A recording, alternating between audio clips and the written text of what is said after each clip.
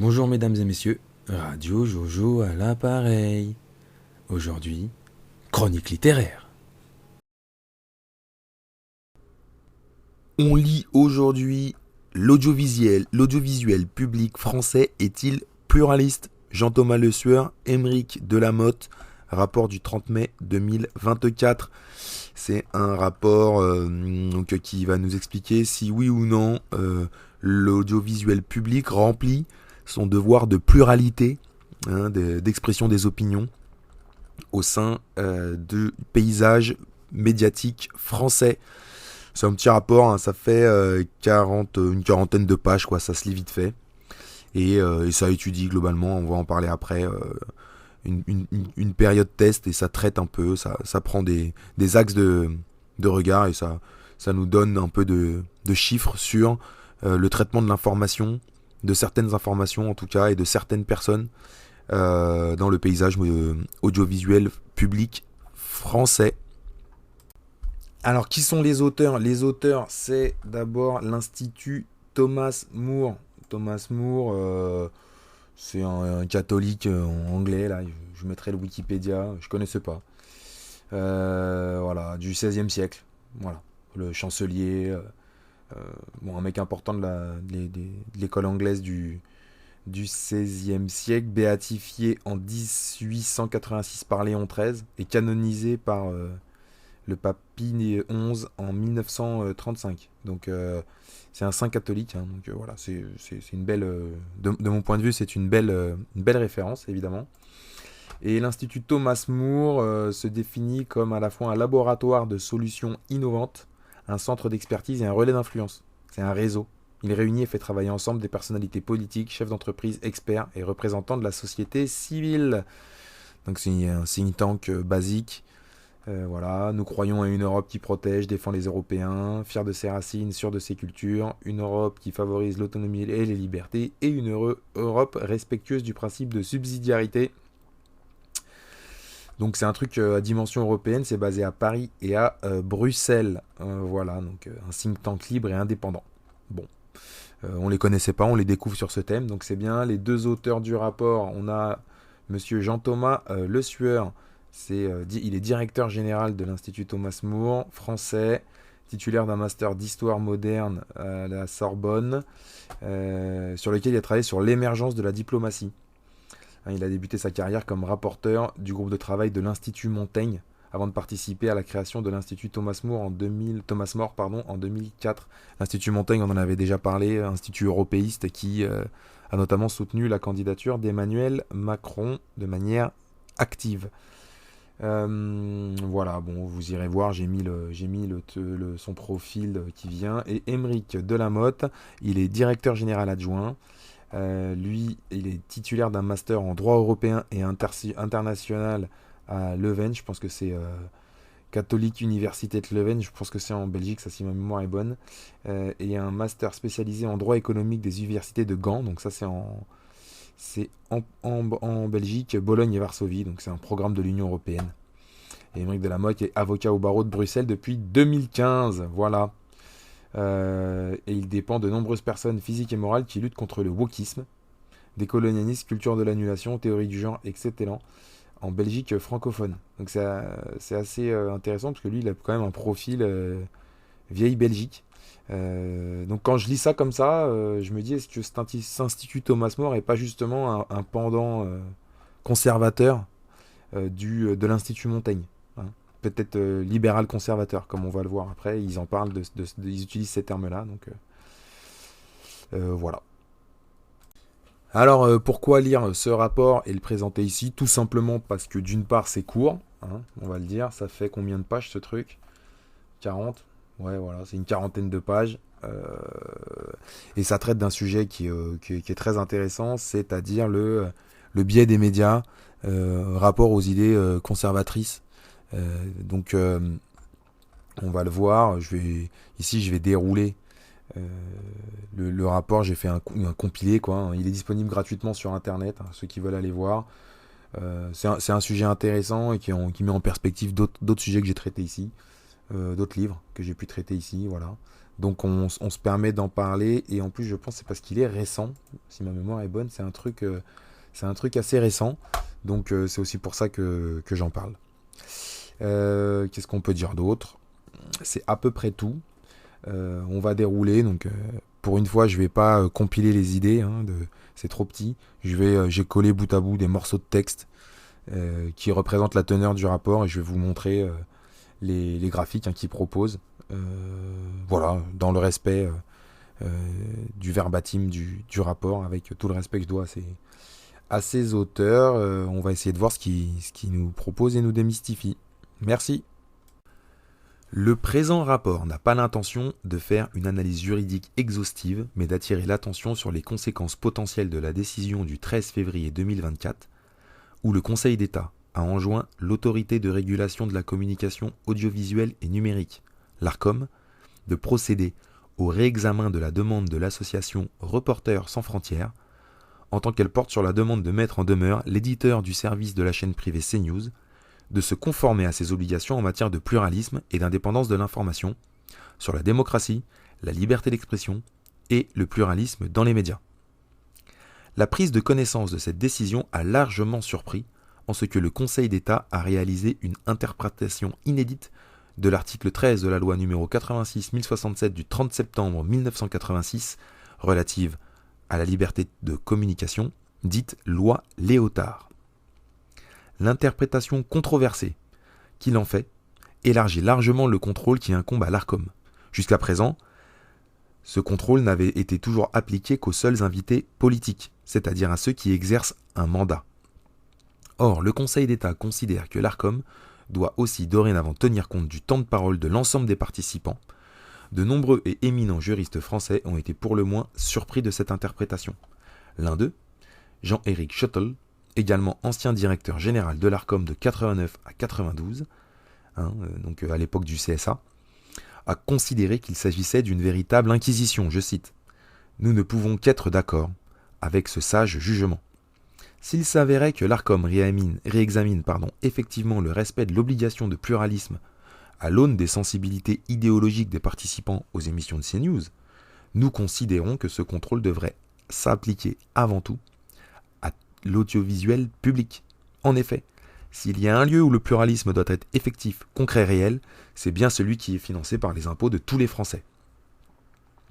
Peut-on considérer, à l'heure actuelle, que l'audiovisuel public respecte effectivement l'obligation de pluralisme que le Conseil d'État souhaite faire admettre? La présente étude a pour objet d'apporter une réponse à cette question. Juridiquement, l'article 3.1 alinéa 3 de la loi Léotard impose à l'audiovisuel français le respect du principe de pluralisme, sans jamais le définir. Il s'agit, je cite, d'une condition de la démocratie et d'un objectif de valeur constitutionnelle. En outre, l'audiovisuel public est soumis à d'autres obligations spécifiques, à l'alinéa 2. Il précise que l'audiovisuel public est tenu à une obligation d'impartialité. Il est exigé des programmes et des journalistes de l'audiovisuel public de ne pas manifester de parti pris envers les sujets abordés ou les invités à l'antenne. Il nous est donc apparu indispensable de poser la question du pluralisme et de son respect dans le service audiovisuel public français. Nous avons d'ailleurs été étonnés que ce travail n'avait pas été réalisé. En termes de méthodologie, le périmètre étudié se résume à France 2, France 5, France Info TV, France Culture, France Inter et France Info Radio. La période témoin est du 19 au 23 février 2024. Nous avons recensé 587 participants qui ont été répartis en 5 catégories socio-professionnelles. Animateurs, personnes en charge de l'émission qui jouent le rôle d'intermédiaire entre les invités et assurent le bon déroulement de l'émission. Chroniqueurs, collaborateurs externes rémunérés qui intervient lors de l'émission. Invités politiques, personnalité politique élue et ou qui intervient au nom d'un parti politique. Invités culturels, invités issus du monde culturel au sens large. Et enfin, invités de la société civile, invités qui n'est issu ni du monde politique ni du monde culturel. En vue de croiser la qualité des intervenants, nous les avons croisés avec une qualification politique et idéologique en 4 morceaux. Donc, neutre, cette qualification correspond aux participants pour lesquels la ligne idéologique n'est pas manifestement visible à travers leurs propos.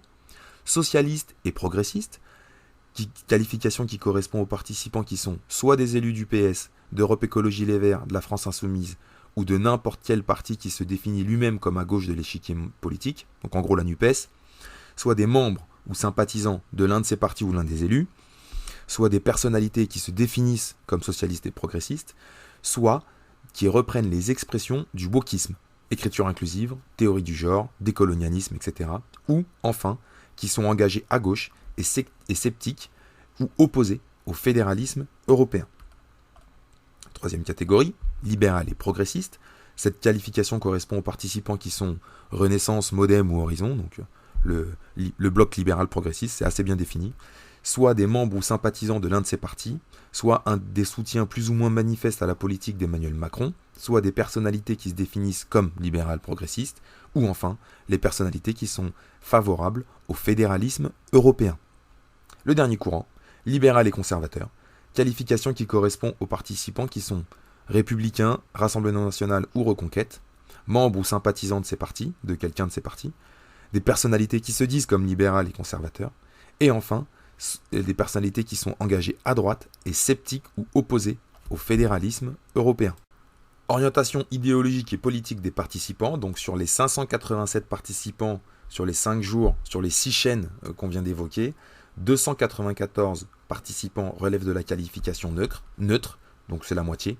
26 participants relèvent de la qualification libérale et conservateur, c'est-à-dire 4%. 120 participants relèvent de la qualification libérale et progressiste, soit 21%. Et enfin, 147 participants relèvent de la qualification socialiste et progressiste, soit 25%. Une deuxième partie du rapport analyse l'orientation politique et idéologique des thématiques traitées par l'audiovisuel public à travers 3 exemples. Écologie, multiculturalisme et traitement des personnalités politiques dites de droite, en vue d'identifier certains biais idéologiques manifestes. Écologie et environnement, une très forte domination des thèses décroissantes. La question écologique et environnementale est abordée 46 fois, entretien, débat, chronique, reportage. Nous avons dénombré là-dedans 64 avis exprimés dans l'ensemble de ces séquences. Sur ces 64 avis exprimés, 65,6% des avis, soit 2 tiers, relèvent d'une écologie que l'on peut qualifier de décroissante, c'est-à-dire qui tend à opposer l'homme à la nature, qui est hostile à l'industrie, qui est hostile à l'agriculture compétitive, et qui est favorable au ralentissement ou à la décroissance, et favorable à la modification de nos modes de vie, y compris par la contrainte. Voilà. Donc 2 tiers des avis exprimés, c'est ces gens-là. 10% sont pour une écologie planificatrice, qui est celle de l'actuelle majorité, qui soutient la transition écologique et énergétique, comme ils disent, et qui est favorable à la transformation par la norme et le droit, et qui est favorable à la planification écologique. On rappellera quand même que la transformation par la norme et le droit, c'est aussi la contrainte. 8% pour une écologie réaliste, c'est-à-dire une écologie qui n'oppose pas l'homme à la nature, qui est favorable à la recherche, à l'initiative, à la croissance et à l'agriculture compétitive. Et enfin, 18% d'une écologie des solutions, c'est-à-dire qui traite des questions écologiques par le terrain et qui met en avant des initiatives concrètes et ou locales, avec une approche peu ou pas politique. Réalisé au plus fort de la crise agricole et à la veille de l'ouverture du salon de l'agriculture, parce que je rappelle la période, c'était mi-février, fin février, notre analyse fait la part belle au sujet agricole. 29 avis exprimés y sont consacrés, soit 45% de l'ensemble. Sur ces 29 avis, seuls 6 sont issus du monde agricole. Et si la tonalité générale est à la recherche du bon équilibre entre agriculture et écologie, les solutions avancées ne sont naturellement pas les mêmes selon les intervenants. On observe un déséquilibre assez net en faveur de l'économie des thèses, en faveur des thèses de l'écologie décroissante. À la question de l'usage des pesticides, seulement 2 fois la parole a été donnée à un représentant de l'écologie réaliste, 2 fois la parole à un représentant de l'écologie planificatrice, et 9 avis ont exprimé une vision de l'écologie décroissante. Et généralement, en plus, pour faire la part belle à la colère des associations écologistes, après l'annonce des gouvernementales d'assouplissement des normes en la matière.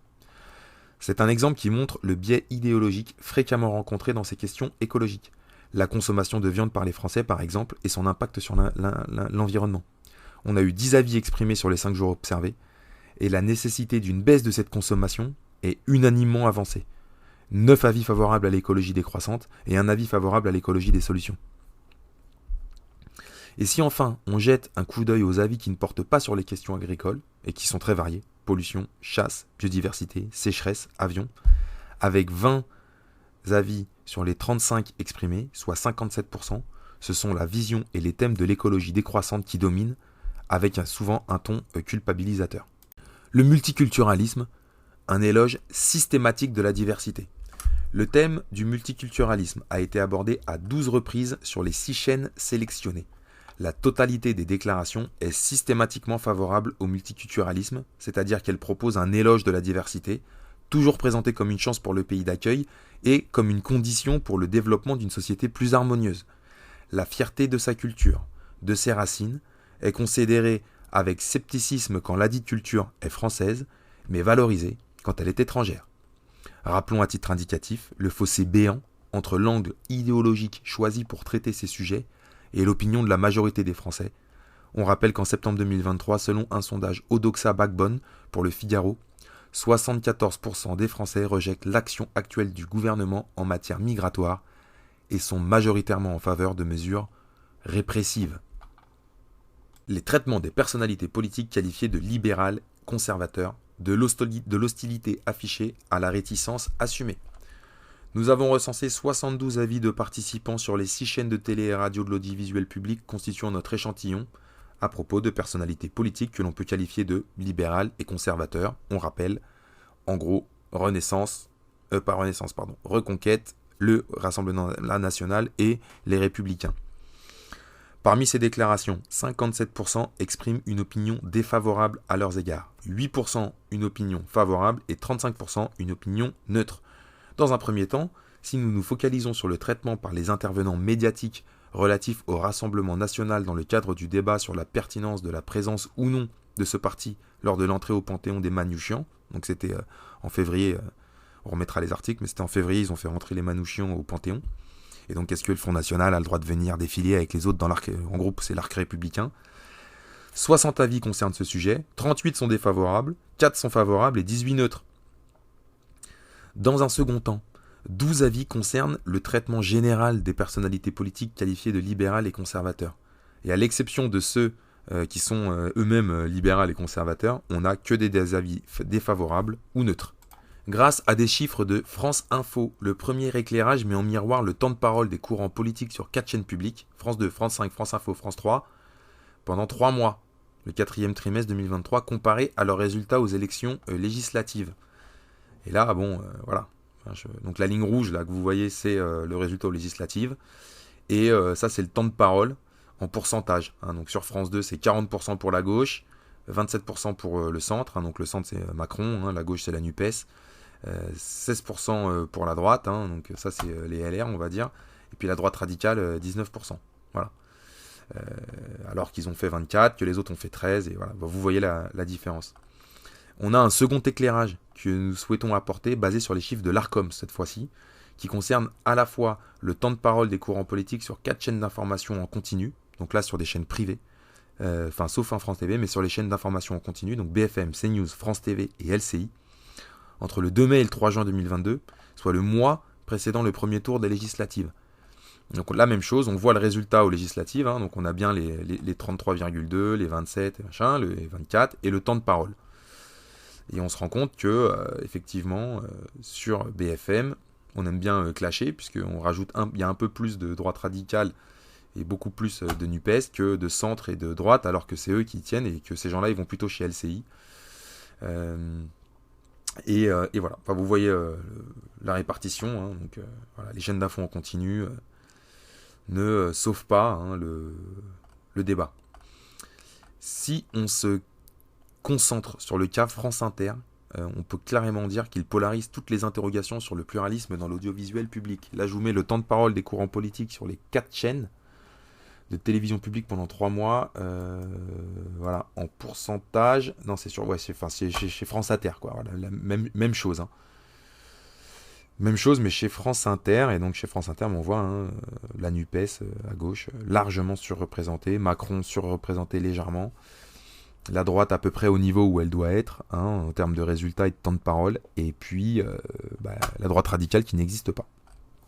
Le problème est que cette distorsion semble parfaitement naturelle à Adèle Van Riet, la directrice de France Inter, qui prononçait dans un récent entretien au Figaro cette phrase relativement stupéfiante: « Les faits, c'est que nous sommes une radio progressiste et nous l'assumons ». Cette déclaration semble enfreindre l'obligation d'impartialité de l'audiovisuel public telle que prévue par l'article 3.1 alinéa 2 de la loi Léotard. Elle semble également violer le principe de neutralité du service public rappelé à l'article 1er de la loi du 24 août 2021, confortant les principes de la République, qui stipule clairement que les salariés du service public, et là je cite, s'abstiennent notamment de manifester leur opinion politique et religieuse. Projet de loi sur la fin de vie, un traitement partial pour un sujet délicat. Le projet de loi sur la fin de vie a été présenté en Conseil des ministres le 10 avril 2024. Le 13 mai, les députés ont donné le coup d'envoi de l'examen du projet de loi. Depuis que le législateur a entrepris de légiférer sur la problématique sensible de la fin de vie, et notamment à compter de la loi du 4 mars 2002, l'opinion publique se divise. En 2022, 80% des professionnels de soins palliatifs déclaraient que l'euthanasie ne peut être considérée comme un soin et se prononçaient contre sa légalisation. 13 organisations représentant 800 000 soignants s'étaient prononcées contre la légalisation de l'euthanasie. Au cours de la période du 11 au 15 mars 2024, sur 5 chaînes sélectionnées, nous avons recensé l'avis de la totalité des participants hors animateurs. 43 participants invités à s'exprimer. 28 se sont exprimés ouvertement en faveur du projet de loi, soit 2/3. 7 ouvertement en sa défaveur, soit 15%. Et 8 sont restés neutres, soit 1 sur 5. Par ailleurs, sur la diversité des programmes... non, là c'est pas ce que je voulais dire. Pardon, oui, je voulais dire. Et donc en fait, ils invitent... Alors, ils l'ont pas, je ne l'ai pas précisé là, mais également dans le rapport, ils précisent qu'ils ont invité des soignants, et que les soignants, c'est souvent des gens qui étaient en faveur du projet de loi, alors que la majorité des professionnels de soins sont contre. Et donc, ils font venir des médecins qui viennent dire l'inverse en fait de ce que tu vas avoir comme avis si tu consultes les mecs à l'hôpital. Voilà, ça je ne l'ai pas mis exactement dans le texte, mais je le précise. Et le dernier point, on va terminer sur une citation de Delphine Ernotte, présidente de France Télévisions, qui, devant la commission des finances de l'Assemblée nationale le 5 juillet 2023, qu'on s'est interrogé sur la diversité de ses programmes sur France/TV, où il y a une diversité qui est totalement biaisée. Il suffit d'aller voir la gueule des programmes, ils le mettent dans le rapport, mais bon, je ne vais pas mettre ça.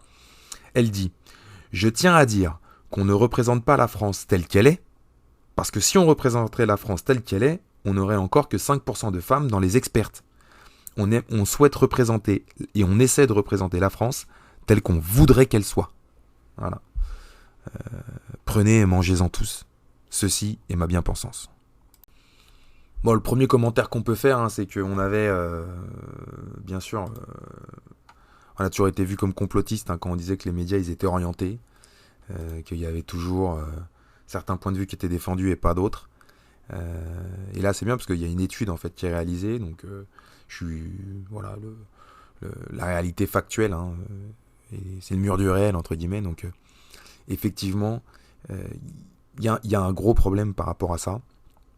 Et je pense que il faut en plus il y a une dérive complète, c'est-à-dire que si vous êtes pas si vous suivez pas cette orientation politique, les gens, les rédactions, le service public en particulier, mais on a vu, c'est pas que, ils n'ont pas le réflexe en fait de se mettre, de se poser la question, de se remettre en question. Est-ce qu'on fait bien notre travail ? Non. Ce qui sort maintenant, c'est t'es complotiste, t'es anti-vax. Voilà. On met des étiquettes pour disqualifier les autres, pour éviter de se remettre en question. Et donc, ça explique la chute vertigineuse des audiences, de la confiance. Je vais retrouver ça en 2 minutes, je ne l'ai pas sous les yeux, mais on pourra remettre des articles qui montrent que les Français n'ont plus confiance dans les médias. Et que tout ça, en fait, ne repose plus sur rien. Et donc, la logique, si les mecs étaient rationnels, ils se poseraient les questions. Il faut remettre de la pluralité. Et on n'assiste pas à ça. Et c'est bien parce que les gens comme moi, ceux qui suivent un peu la chaîne, ils auront bien compris, je suis plutôt du côté Je suis plutôt stigmatisé. Hein. J'ai été identifié comme une menace pour la démocratie par mon président. Aujourd'hui, on a des chiffres, on peut montrer que cette perception-là des médias, elle n'est pas complotiste, elle est simplement réelle et factuelle. Et donc en ça, on peut dire merci au réalisateur de cette étude. Si on doit se risquer à un second commentaire, on va être un peu touchy, hein, mais bon, il faut dire les choses. L'auteur, les auteurs de ce rapport, de cet institut, ils s'interrogent sur la pluralité et la diversité sur le plan idéologique. Et ils nous démontrent que en fait, il y a un manque de diversité, et qu'on invite toujours un peu les mêmes invités qui disent la même chose, et ça, voilà, le discours est biaisé, la vision est biaisée. Et il y a un passage qui est intéressant dans le rapport, et je vais vous le citer, je vais vous le lire, et ça va nous permettre d'étirer ce sujet. Le 21 février 2024, les matins de France Culture consacrent une émission à Missak Manouchian et ses compagnons fusillés au Mont-Valérien en compagnie d'un réalisateur, Moscou Lévy-Boucaud, d'un écrivain, Ruth Zilberman, d'un philosophe, Thomas Stern, et de la petite fille d'un membre du groupe Manouchian, Charlotte Lazimi. Et donc là, après, il nous explique que c'était par rapport à la polémique avec le RN et tout ça. Et là, c'est vrai que on peut que noter, mais je veux dire, vous avez 4 intervenants. Dans ces 4 intervenants, vous avez au moins sûr 3 juifs, Moscou Lévy-Boucaud, Ruth Zilberman et le philosophe Thomas Stern, et Charlotte Lazimi, je sais pas, mais elle est issue du groupe, il y avait 15 sur 28 groupes, hein, 28 membres du groupe Manouchian, il y avait 15 juifs dedans, on peut supposer aussi qu'elle aussi, elle est juive. Et donc là, c'est pas pour stigmatiser les juifs, c'est pas ça le fond du sujet. Mais ce que je veux dire, c'est que dans cette question de pluralité, là on traite par exemple de l'entrée de Missak Manouchian au Panthéon, et de la présence ou pas du Rassemblement National, est-ce qu'elle est cohérente ou pas, et on invite que des gens qui sont issus d'une même religion, et pour donner leur avis, et qui sont issus tous de un réalisateur, un philosophe, une écrivaine, voilà, je veux dire, la question de la diversité idéologique, elle se pose aussi en termes de classe sociale et je dirais, d'histoire personnelle, de culture personnelle. Quand vous prenez des gens qui sont tous issus de la même classe et tous issus du même groupe religieux, en l'occurrence là, ou d'un groupe ethnique, hein, parce que ça pourrait se dérouler sur d'autres sujets, et effectivement, à la fin, vous pouvez avoir qu'un discours, je dirais, uniforme. C'est très compliqué de penser contre soi, hein, n'est-ce pas?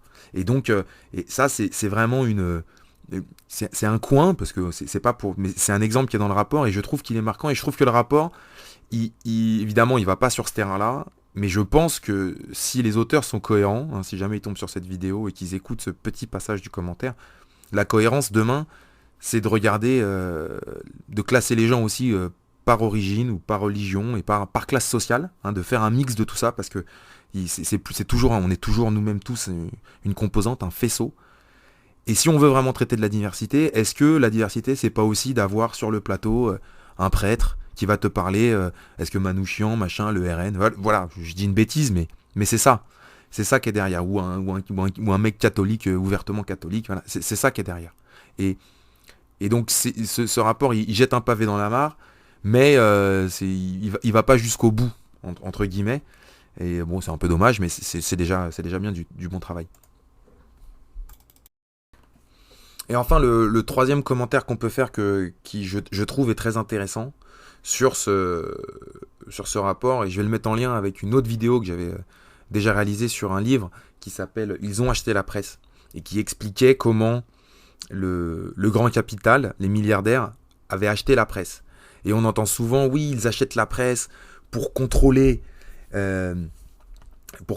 l'opinion. Et dans ce livre, il y avait une chose qui était intéressante, c'est que ça montrait aussi que, en plus du grand capital, on a aussi parce que là, ils n'en parlent pas dans ce rapport, mais l'impôt, en fait, il n'y a pas que le service public, hein.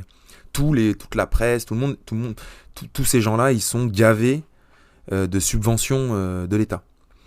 Et en fait, à la lecture de ce livre-là, l'idée que j'avais entreaperçu, c'est que le grand capital, en fait, les milliardaires, c'est une espèce de pacte qui passe avec l'État, c'est-à-dire on laisse à l'État ce côté, enfin comment dire, on garantit à l'État une survie des titres journalistiques, de certaines chaînes, certaines presses, en les intégrant dans des groupes financiers gigantesques qui sont capables, entre guillemets, d'éponger des petites pertes, là, parce que c'est des petites entités, hein, donc c'est en quelques millions, voilà. En contrepartie, vous financez quand même le truc fortement, et en fait, on réduit ça, nous en tant que grand capital, on réduit ça jusqu'à l'os, et tout le gras, en fait, tout ce qui permet de faire vivre les journalistes, bah, c'est l'État qui va les payer, donc eux, ils vont être, entre guillemets, serviles vis-à-vis de l'État, et je pense que on a vu ça plein de fois, et là, ça le montre. Alors, on va me dire, oui, mais c'est la NUPES. Ouais, enfin, en tout cas, ce qui est certain dans ce rapport, ce qui est démontré, c'est que les idées de gauche progressistes, c'est elles qui sont mises en avant. Et Emmanuel Macron, faut bien comprendre que entre Mélenchon et Le Pen, il est bien plus en accord avec Mélenchon qu'avec Le Pen, et encore même Le Pen elle change, mais qu'avec les conservateurs, pas avec les idées conservatrices. Je veux dire, il y a... Et donc, ce biais, cette orientation vers le progressisme, ici, il s'exprime bien et on le voit bien. Alors, il est porté par l'extrême gauche, entre guillemets, plutôt que par le bloc libéral progressiste, le centre, hein, comme l'appellent nos amis du rapport. Mais c'est exactement ça. Et c'est là que en fait, ça bat en brèche cette idée que les milliardaires, ils achètent les médias pour éviter qu'on parle d'eux ou pour avoir le contrôle de l'information. En France, le contrôle de l'information, il est étatique. C'est l'État. Donc je ne sais plus exactement comment on qualifie ça, mais je vais rappeler la définition, hein, de la propagande pour le Larousse.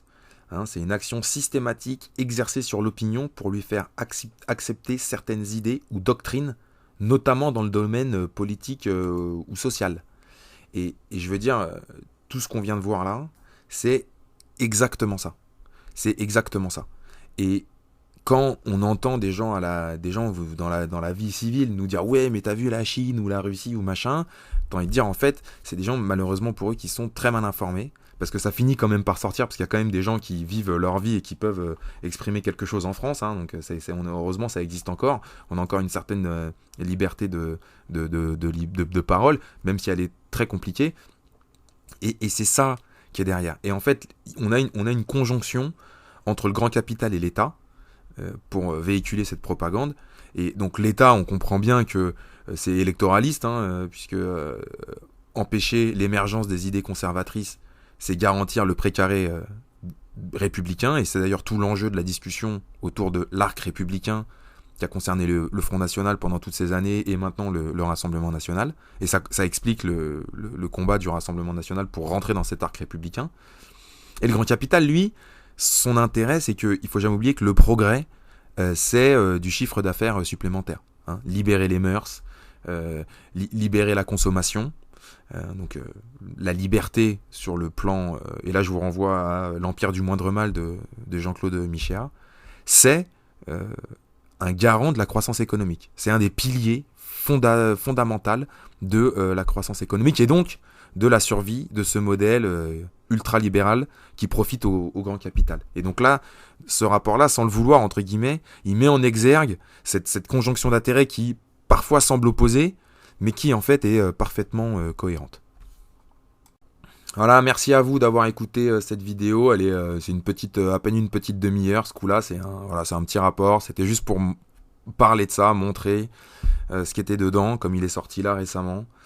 Et continuer, hein, c'est exactement ce à quoi sert cette chaîne. Voilà, je vais terminer là-dessus, mais c'est exactement ça. Cette chaîne, là, ceux qui viennent ici, c'est pour voir autre chose que ce qui est que toute cette propagande là, et c'est pour voir du travail artisanal. Hein. Je rappelle que moi je fais tout seul, de A à Z.